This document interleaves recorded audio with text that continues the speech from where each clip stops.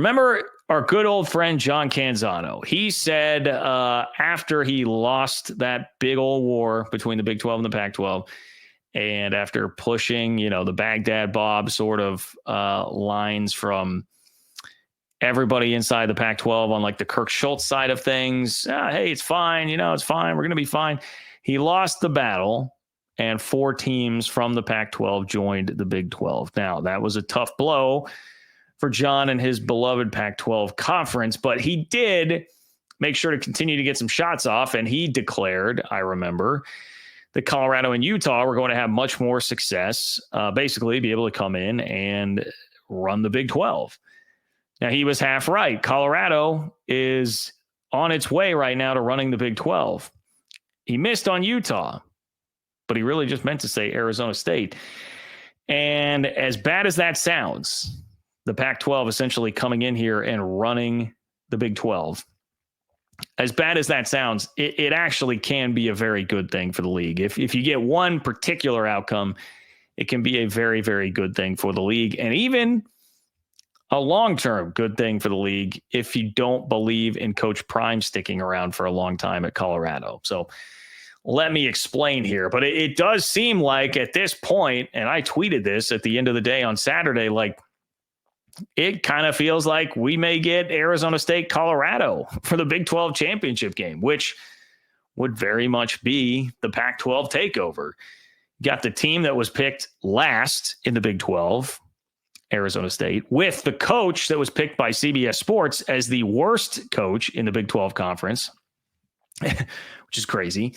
But worst coach in the Big 12 conference, Kenny Dillingham, taking his team from 3 wins last year to 9 or 10 wins in a Big 12 championship game appearance. That could happen. That is a very legitimate possibility. More on Arizona State in just a moment. But schedule or not, because I've gotten that pushback a lot on this Colorado take over the last week, but Colorado definitely feels like they are the best team in the league right now. We just discussed BYU trending downward. We have danger always in playing the score comparison or just, game comparison thing in college athletics based on a one-off game. But we have a really recent data point on the 2 offenses against the Utah defense, which went into the game in Boulder this past Saturday as the number 1 defense in the league. Colorado scored 42 offensive points. BYU scored 15 offensive points against Utah 2 weeks ago. You have both of those teams with a special teams touchdown included in that. So 42 and 15. Quite a difference. And look, is BYU's defense better than Colorado's defense? Yes, I think it is, but it's not a crazy wide gap. It's not that gap, 42 to 15. I'm no math major on what percentage gap that is, but it's not that. Like, Colorado has a top half of the league defense. I think that's kind of where it's come to rest. Like, they're not elite. They're not the best in the league, but they are certainly above average to good, depending on the day, and a top half of the league defense. And when you pair that with arguably the best offense in the league, well, I would say the best offense in the league and one of the better offenses in the country, definitely one of the best passing offenses in the country, that's what you need. That's what you need to be really successful. It doesn't take a super elite defense. So what we're seeing from Colorado right now is a team that continues to get better, show me things that we hadn't really seen from them, right? Like 2 weeks ago in Lubbock, them getting punched in the mouth early on, much like they did at Nebraska, and then in a hostile environment where it seems like it's affecting them, they calmly go about their business and figure out a way to win pretty comfortably instead of getting taken behind the woodshed by a Nebraska team that turns out now actually is not very good, may miss a bowl. They're sitting here needing to win one of the last 2 games against Iowa or Wisconsin to actually go to a bowl game.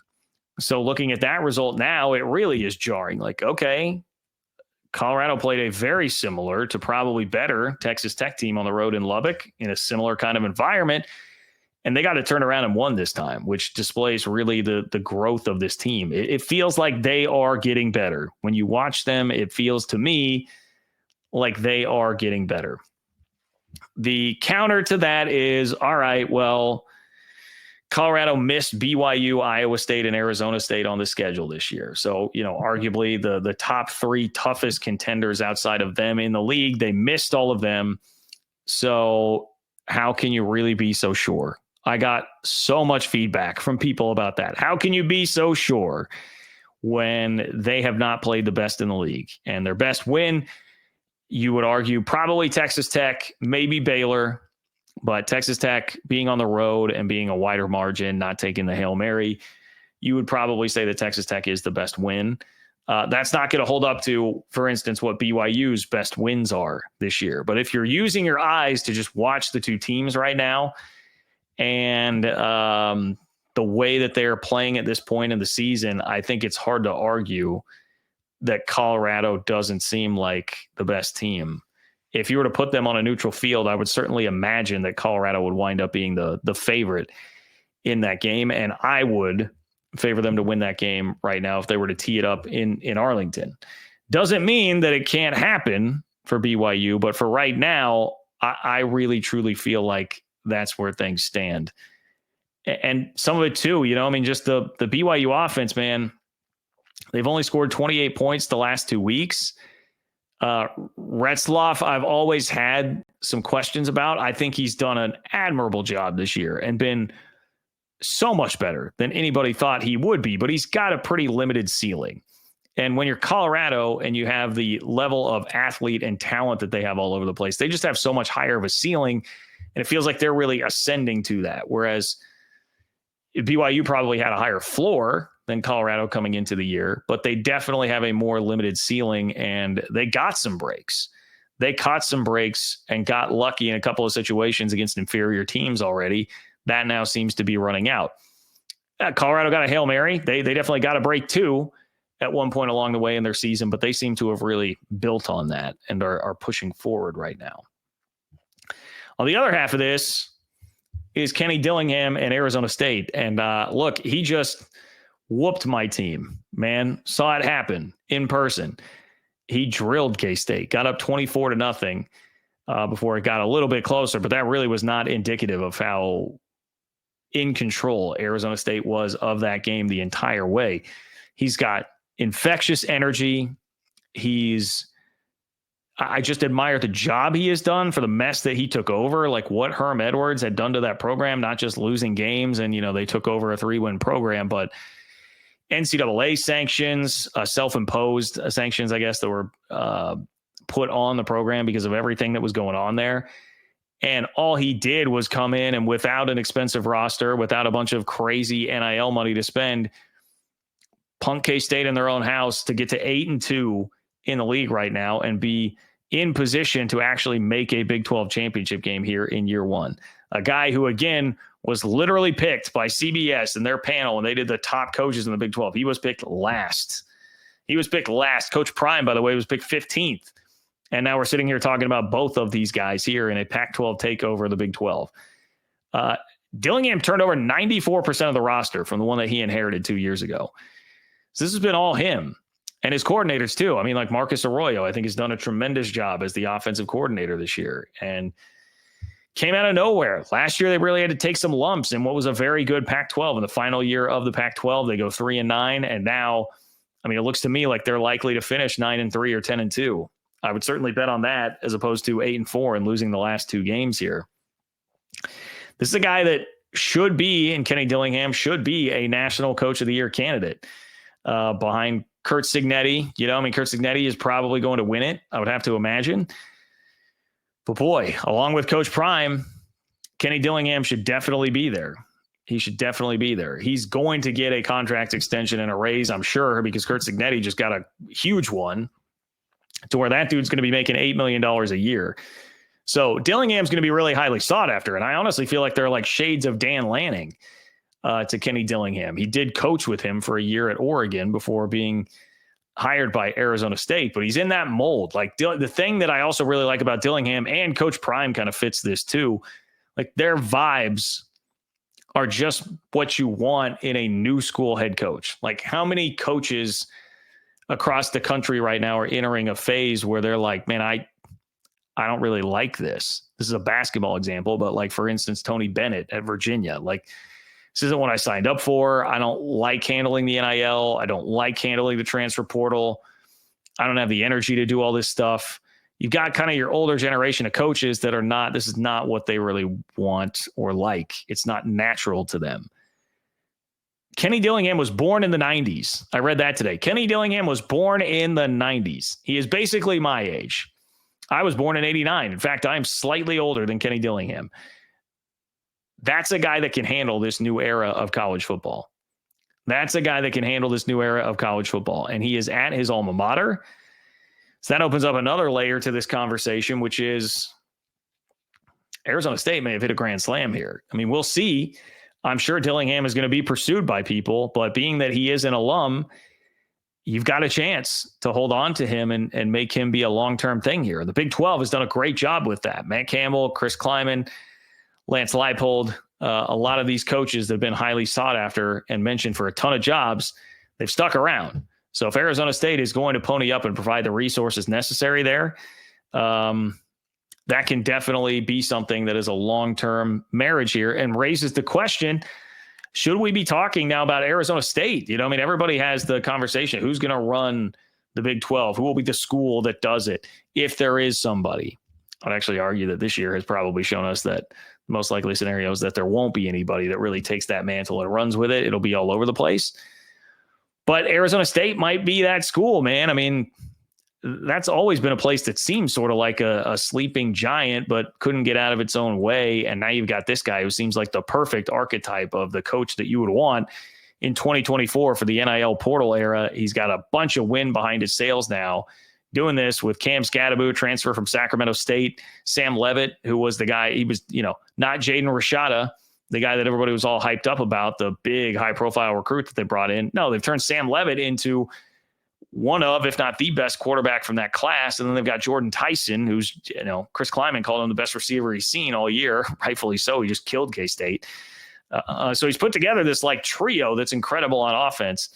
Again, without a whole lot of NIL money to really work with. I don't know.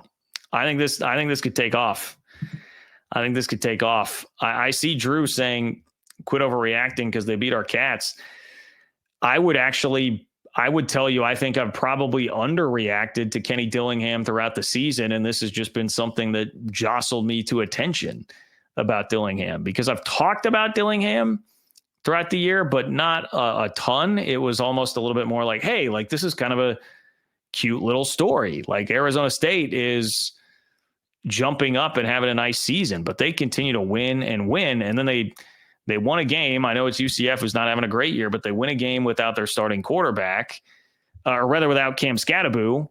They had to play a game earlier without Sam Levitt at quarterback, which they lost.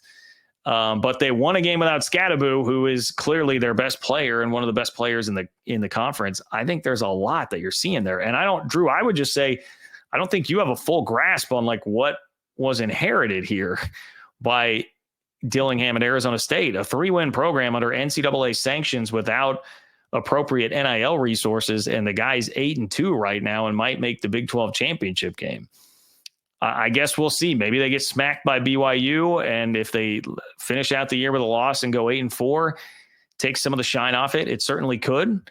But even then, you're talking about a guy who just jumped from 3 wins to 8 wins this year and is once again cut from the perfect cloth of what you want a coach to be in this day and age. There was a really good article.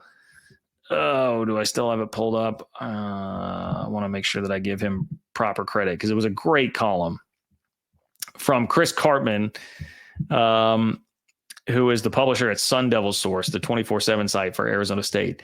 Really good article putting into perspective what Kenny Dillingham took over. So I've got immense respect.